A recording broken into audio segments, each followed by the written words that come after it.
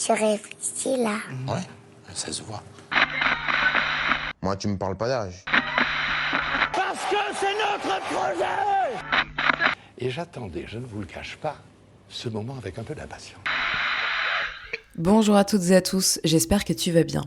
Pour ce nouvel épisode du Monde à ma hauteur, on va parler d'une actualité qui ne t'a sûrement pas échappé, la guerre au Moyen-Orient. Mais on va particulièrement voir le rôle que va jouer la France dans celle-ci. Pour mieux comprendre, il faut d'abord revenir un peu dans le temps. Depuis plus de 40 ans, les États-Unis et Israël ne font pas confiance à l'Iran, surtout parce qu'ils ont peur que l'Iran développe des armes nucléaires et soutienne des groupes armés dans la région, ce qui a créé beaucoup de tensions et parfois des affrontements entre eux. Une arme nucléaire est une bombe extrêmement puissante. Quand elle explose, elle peut détruire une ville entière, provoquer beaucoup de dégâts et avoir des conséquences graves pendant longtemps. C'est pour cela que ces armes font peur et que beaucoup de pays essaient d'empêcher leur fabrication ou leur utilisation. Les États-Unis, Israël et d'autres pays pensent que l'Iran essaie de construire cette bombe nucléaire, ce qui est donc interdit. L'Iran dit que ses recherches sur le nucléaire sont seulement pour l'électricité. Alors, pour réduire les possibilités que l'Iran trouve comment créer des armes nucléaires, Israël et les États-Unis ont décidé d'attaquer en même temps, une nouvelle fois, l'Iran ce samedi 28 février. Ils ont visé des bases militaires et nucléaires. Lors de cette attaque, ils ont aussi tué l'ayatollah Ali Khamenei, le guide suprême de la République islamique d'Iran. Pour faire simple, c'est le dirigeant du pays comme Emmanuel Macron en France. L'Iran a donc répondu en attaquant Israël et les bases militaires des États-Unis qui sont au Moyen-Orient, plus particulièrement au Qatar, aux Émirats arabes unis, au Koweït et à Bahreïn. La France a donc décidé de défendre ses alliés et ses intérêts.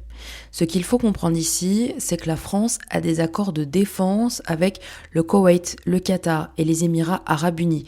Si ces pays sont attaqués, alors nous devons les aider pour les défendre. Et c'est ce qui est en train de se passer en ce moment. Ce mardi, Emmanuel Macron, président de la République, a parlé aux Français lors d'un discours à la télé. Mes chers compatriotes, depuis samedi dernier, la guerre s'empare une nouvelle fois du Proche et du Moyen-Orient. Ouverte par les frappes que les États-Unis d'Amérique et Israël ont initiées contre l'Iran, elle s'étend à présent dans la région et emporte de graves conséquences pour la paix et la sécurité de tous. Il explique quel rôle va jouer la France dans cette guerre. Pour commencer, les plus de 400 000 Français qui habitent au Moyen-Orient et qui souhaitent rentrer sont rapatriés depuis mardi soir. Face aux tensions, il a envoyé le porte-avions Charles de Gaulle en Méditerranée. C'est un bateau qui est capable d'accueillir des avions, comme un aéroport sur l'eau. Il a aussi décidé d'envoyer la frégate Languedoc au large de Chypre, où une base militaire anglaise était visée par des tirs d'Iran, pour assurer la sécurité des forces françaises qui sont présentes là-bas et des zones voisines. Là aussi, c'est un bateau militaire. La France va également continuer d'aider les pays au Moyen-Orient pour se défendre contre les missiles iraniens. Et puis cette guerre, elle empêche aussi les échanges commerciaux comme la livraison de pétrole et de gaz qui se trouvent en grande quantité dans cette région du monde.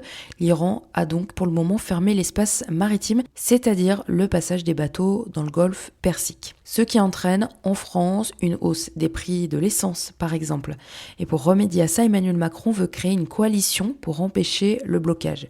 Une coalition, c'est rassembler plusieurs pays et là dans ce cas particulier pour assurer le passage des bateaux de commerce dans le détroit. Emmanuel Macron a aussi demandé un arrêt rapide des opérations militaires, que seule la reprise des négociations diplomatiques peut mener à une paix durable. Voilà, j'espère que ce nouvel épisode du Monde à ma hauteur t'a permis d'un peu mieux comprendre cette actualité un peu compliquée. Nous, on se donne rendez-vous la semaine prochaine et en attendant, prends soin de toi. Je vous demande de vous arrêter. Au revoir.